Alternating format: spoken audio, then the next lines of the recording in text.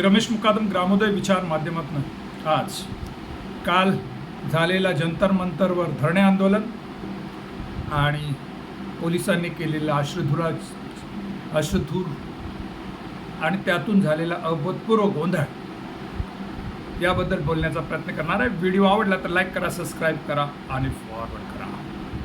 काल संसद भवनावर काक्रोच जनता पार्टीने संसदेला घेराव घालण्याचा केलेला आवाहन आणि त्यावरून देशातून लाखो तरुण जिंचे यांनी दिल्लीकडे कूच केली आणि केंद्रीय शिक्षण मंत्री धर्मेंद्र प्रधान यांचा राजीनामा, शिक्षण व्यवस्थेमध्ये बदलाव, तसेच ज्या नीट परीक्षेमध्ये आत्महत्या केलेल्या विद्यार्थ्यांच्या कुटुंबियांना 1 कोटी रुपये भरपाई, या 3 प्रमुख मागण्या घेऊन काल काक्रोच जनता पार्टीनं एक विशाल असा धरणं आंदोलन संसदेवर ठेवलेला होता. गेल्या 25 दिवसापासून या ठिकाणी धरणं आंदोलन चालू आहे आणि या धरणं आंदोलनामध्ये देशभरातील युवक हे आता जागृत होऊन एकत्र येणार अशी चर्चा चालू होती.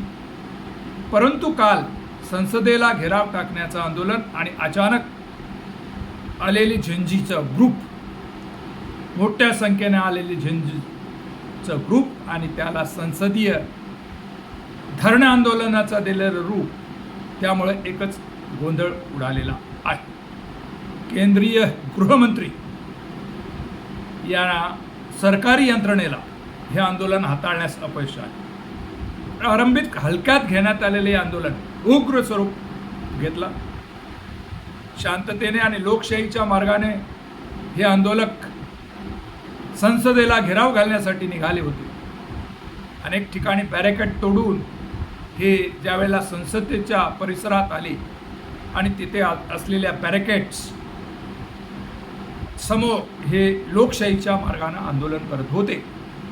परंतु दबाव, तरुणांचा रेटा, संपूर्ण देशातून जमलेली लोक, युवक, 15 ते 29 वर्षाचे तरुण आणि याच दरम्यानमध्ये आंदोलनकाचे जे अभिजित दिपके आहेत, प्रमुख दिपके आणि त्यांचे सहकारी, तसेच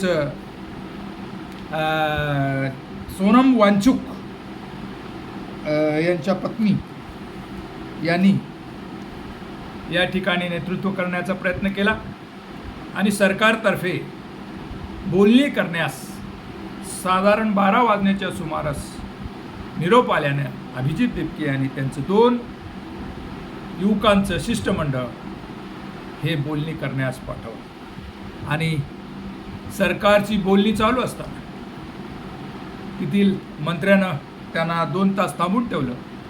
त्याच दरम्यानमध्ये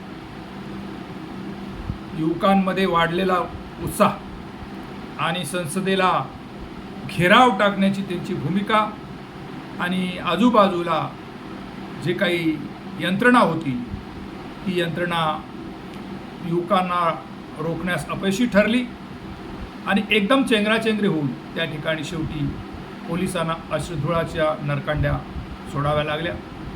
पोलिसांनी सरकारच्या आदेशानं लाठीमार आणि अश्रुधूर सोडल्या, त्यामुळे एकच गोंधळ उडाला. अनेक विद्यार्थी त्याच्यामध्ये जखमी झाले आणि त्यामुळे सर्वत्र हाकार माजला आणि ही स्थिती आता कुठेतरी गंभीर स्वरूपाची वाटत असताना अचानक तेथील जे काही चंद्रशेखर रावळ खासदार जे आहे भीम आर्मीचे, तसेच संजय सिंग आम आदमी पार्टीचे, यांनी त्या ठिकाणी योग्य ते मार्गदर्शन युवकांना केल्यानं काही वेळेला तो जमाव पांगला आणि कुठेतरी पोलिसांना लाठीमार करता आला. कुठेतरी पोलिसांना गोळीबार करण्याची गरज भासली नाही. पण संसदेमध्ये अभूतपूर्व गोंधळ झालेला होता. संसदेमध्ये अफरातफरी चाललेली होती. लोकसभा स्थगित झाली आणि राज्यसभेमध्ये खडगे यांना देखील बोलून देण्यात आलेलं नाही आणि कुठेतरी पंतप्रधान मागच्या दारानं आपल्याला काढता पाय घेताना दिसून आला. झेंजीचं आंदोलन हे देशव्यापी होतं. शिक्षण प्रणालीचा दोष, सरकारने जो काही घातलेला घोळ, सरकारची आर्थिक नीती, सरकारची विदेश नीती, ह्या नीतीच्या विरोधात जनतेमध्ये असलेला रोष हा कुठेतरी सरकारी यंत्रणेला दिसून आला नाही. मोदी शहा यांना असं वाटलं की आंदोलन त्यांनी हलक्यात घेतलं, आपण या ठिकाणी युवकांचं दमन करू, लोक या ठिकाणी जास्त काही जमणार नाही. परंतु संपूर्ण देशभर ह्या जनजीचं आंदोलनाची लाट पसरलेली होती. अनेक तरुण मिळेल त्या वाहनाने या ठिकाणी आले आणि जवळजवळ 2 ते 3 लाखाहून अधिक युवक हे जंतर मंतरवर येण्यास उत्सुक होते. ते आले आणि ही गर्दी बघून सर्व भंबेरी उडाली. ना आयोजकांना योग्य त्या भूमिका घेता आल्या नाहीत, ना विरोधी पक्षाला ना सत्ताधारी, आणि एकच अराजकता निर्माण झाली. मेट्रो स्टेशन बंद करण्यात आले. 4 ते 5 किलोमीटरपासून लोक पायी तरुण युवक त्या ठिकाणी आले आणि ठिकठिकाणी त्यांना पोलिसांनी लाठीमार केला आणि त्यामुळे अनेक युवक जखमी झाले. या घटनेचे तीव्र प्रसाद संपूर्ण देशभर उमटू लागलेले आहे. आणि आम्ही कुठेतरी लोकांना, युवकांना, संसदेमध्ये खासदारांना आम्ही दाबू, विरोधी पक्षाचे पक्ष तोडू, संसदेमध्ये विरोधी पक्षाचा आवाज दाबू. आणि पण जनतेला कसे दाबणार हा प्रश्न निर्माण झाला. आणि जे सरकार, मोदी शहा सरकार, जे कडक शासन करणार होतं, ज्याने शेतकऱ्यांचं आंदोलन, 700 शेतकऱ्यांचा बळी जाऊन त्या शेतकऱ्यांना कुचललं, अनेक आंदोलनं त्यांनी कुचलण्याचा प्रयत्न केला आणि भांडवलदारांचा फायदा करण्याचा भूमिका घेतली. आणि असे भांडवलदार सरकार हे विरोधी पक्षांना देखील दाबते आहे, त्यांना आवाज करू देत नाही. ही भूमिका आता जनतेला पचत नाही, पचनी पडत नाही. स्वातंत्र्य, समता, बंधुता आणि सामाजिक न्याय हे जे तत्त्व राजघटनेने दिलेले आहेत आणि ते कुठेतरी संसदीय लोकशाही या ठिकाणी आता धोक्यात आलेली आहे. आणि संसदीय लोकशाही आम्ही धोक्यात येऊ देणार नाही. या देशाची जनता जागृत आहे हे कालच्या आंदोलनात स्पष्ट झालं. जे भांडवलशाही लोकशाहीचे उदो करणारे लोक आहे आता त्यांना चाप बसणार आहे. आणि कुठेतरी भांडवलदारांचा औशिंदा असलेला पंतप्रधान, त्याला या झेंजीच्या आंदोलनातनं मागच्या दारानं पळावं लागलं. ही शोकांतिका आहे, भारतीय लोकशाहीची शोकांतिका आहे. स्वातंत्र्य मिळवताना ज्या पद्धतीनं ब्रिटिश सरकारला येथील जनतेने घालवलं आणि त्यानंतर डॉक्टर बाबासाहेब आंबेडकरांनी घटना तयार करून या संसदेमध्ये पंडित जवाहरलाल नेहरू, महात्मा गांधी यांच्या प्रेरणेनं ज्या पद्धतीने मंत्रिमंडळामध्ये त्यांनी विस्तार केला, ज्या पद्धतीनं राज्यघटना तयार केली, राज्यघटनेचं सखोल चर्चा विनय करून ती राज्यघटना अंमलात आणली आणि 70-75 वर्षापासून त्याचा अंमल चाललेला आहे. पण गेल्या 12 वर्षामध्ये या राज्यघटनेला कशा प्रकारे वाकवता येईल ह्या प्रकार मोदी शासनाने केला आणि त्याचा उद्रेक कुठेतरी काल झाला. आणि आता यापासून मोदी सरकार दखल घेणं गरजेचं आहे. जनतेमध्ये किती असंतोष आहे काल दिसून आलेला आहे. ज्या ठिकाणी प्रिंट मीडिया आणि मेनस्ट्रीम मीडिया, मोदी मीडिया हे जेनजीचं आंदोलन हे दाखवत नव्हतं आणि किती असंतोष आहे हे कुठेतरी दाखवलं गेलं जात नव्हतं. तसेच याची दखल न सत्ताधारी पक्षाने घेतली न विरोधी पक्ष नेत्यांनी घेतली. विरोधी पक्ष नेते राहुल गांधी यांचं काँग्रेस कुठेतरी या आंदोलनापासून दूर गेलंय असं दिसून आलेलं आहे. काही असो, परंतु जनतेने, अभिजित दिपके हे नवीन युवक आहेत आणि आंदोलनाच्या दरम्यान त्यांना योग्य तो माहिती नव्हती, परंतु त्यांना गुंडाळण्याचा प्रयत्न शहा मोदी सरकारनं केला, परंतु ते आंदोलन गुंडाळलं गेलं नाही. जरी लाठीचार्ज करून जमाव पांगवला गेला असला तरी रात्री ज्या वेळेला सर्व युवक इंटरनेट वगैरे चालू झाल्यानंतर परत ज्या ठिकाणी अभिजित दिपके आणि सोनम वांचूक हे उपोषणाला बसले त्या ठिकाणी रात्रभर युवक आता धरणे देऊन बसलेले आहेत. आंदोलन संपलं असं वाटत असताना रात्री त्या ठिकाणी युवक एकत्र जमून हे आंदोलन चालू राहील असं एक चित्र आहे. परंतु या ठिकाणी विरोधी पक्ष नेते म्हणून या ठिकाणी आम आदमी पार्टीचे संजय हे पुढे होते, तसेच भीम आर्मीचे नेते चंद्रशेखर रावण यांनी युवकांना योग्य मार्गदर्शन केलं. या आंदोलनामध्ये डॉक्टर बाबासाहेब आंबेडकरांचा जय भीमची घोषणा, डॉक्टर बाबासाहेब आंबेडकरांची प्रतिमा ठेवून केलेलं आंदोलन, ते गांधीवादी आंदोलन हे कुठेतरी यशस्वी झाले असून दिसून येत आहे. परंतु यशस्वी झालेलं आंदोलन ना आयोजकांना व्यवस्थित करता आलं, त्याला दिशा देता आली, न सत्ताधाऱ्याला आणि विरोधी पक्षाला.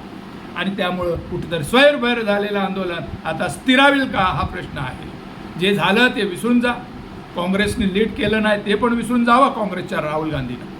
तसेच भारतीय जनता पार्टीच्या नेत्यांनी शहा मोदीने आता आपली जी कडक भूमिका आहे ती सौम्य करावी, कुठेतरी बोलण्या कराव्यात आणि बोलल्याप्रमाणे वागा अशी भूमिका जर घेतली तर आगामी काळात जे काही आता 7 दिवस संसदीय अधिवेशन चालू आहे, पावसाळी अधिवेशनामध्ये प्रश्न सुटावेत, चर्चा व्हावीत आणि देशाचे प्रश्न सुटले पाहिजेत ही भूमिका घेऊन आंदोलन उभं करण्यात आलेलं आहे. आणि या आंदोलनाला चर्चात्मक कुठेतरी सरकारने सकारात्मक प्रतिसाद दिला पाहिजे. आणि कुठेतरी ज्या जनजीच्या मागण्या आहेत, सोनम वांचूक जो शास्त्रज्ञ आहे त्यांनी गेल्या अनेक दिवसापासून जवळजवळ 25 दिवसापासून ते उपोषण करतात, त्यांनी उपोषण सोडलं नाही. कालच्या या अफरातफरीमध्ये अभिजित दिपके यांनी उपोषण सोडलं, पण दवाखान्यात असलेले सोनम वांचूक यांनी हे उपोषण सोडलं नाही.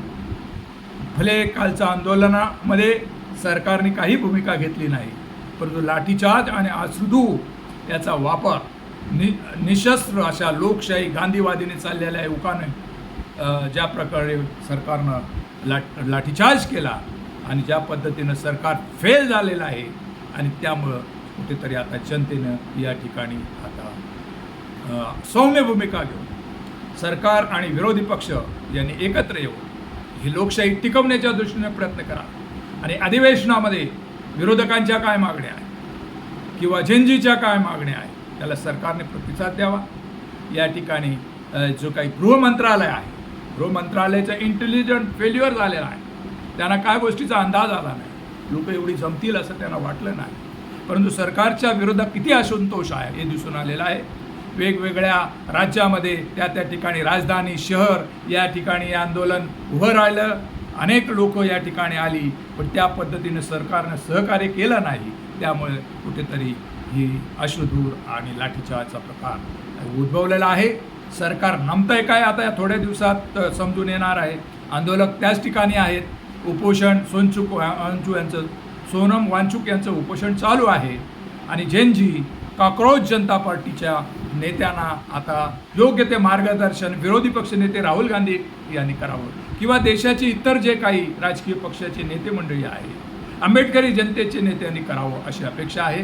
परंतु काल आंबेडकरी जनता मोठ्या संख्येने उपस्थित राहिली, त्यांनी सहभाग घेतला. तसेच देशातील विविध प्रांतातील जात पात धर्म भेद विसरून सर्व तरुण एकत्र आले आणि आम्ही ही लोकशाही टिकू. जे स्वातंत्र्य या ठिकाणी ब्रिटिशांच्या विरोधात लोकांनी मिळवलेलं आहे ते स्वातंत्र्य टिकवायसाठी जनता आता जागृत झालेली आहे. आणि भांडवलशाही लोकशाहीला एक सप्राप आहे. मग भांडवलशाही राबवणाऱ्या या सरकारमध्ये आता परिवर्तन होतो का? मग मोदी सरकार पंतप्रधान याला नमतात का? किंवा विरोधी पक्षमंत्री राहुल गांधी हे कशा प्रकारे हाताळतात हे थोड्याच दिवसात समजून येणार आहे. परंतु डिलिमिटेशन बिल जो आहे संसदेमध्ये पारित करण्याचा, साम दाम दंड भेद करून जो BJPचा आहे हे याला प्रथम विरोधी पक्षाने धुडकावून लावला पाहिजे. आणि दक्षिण भारत विरुद्ध उत्तर भारत असं वाद होऊ नये, भारतामध्ये फुटीची बीज रोवू नये असं वाटत असेल तर प्रत्येक खासदाराने आता जागृत राहिलं पाहिजे. विशेष करून आंबेडकरी जनतेच्या खासदारांनी ही गोष्ट लक्षात ठेवावी आणि हे बिल डिलिमिटेशन बिल हे पारित होणार नाही या पद्धतीने राहुल गांधीने प्रयत्न करावा, विरोधी पक्षाने करावा. आणि जर केलं नाही तर काय होऊ शकतं? मग नेपाळसारखी स्थिती, नेपाळसारखी स्थिती, बांगलादेशसारखी स्थिती आलेली होती, परंतु कर्मधर्म संयोगानं ही स्थिती आली नाही. योग्य त्या पद्धतीने आंबेडकर नेते भीम आर्मीचे तिथे उपस्थित राहिले, संजय सिंग उपस्थित राहिले, त्यांनी योग्य ते मार्गदर्शन या युवकांना केला आणि जे गंभीर स्वरूप जो काही प्राप्त होणार होतं ते झालं नाही. आणि शांततेत हे जे कालचा दिवस पार पडला.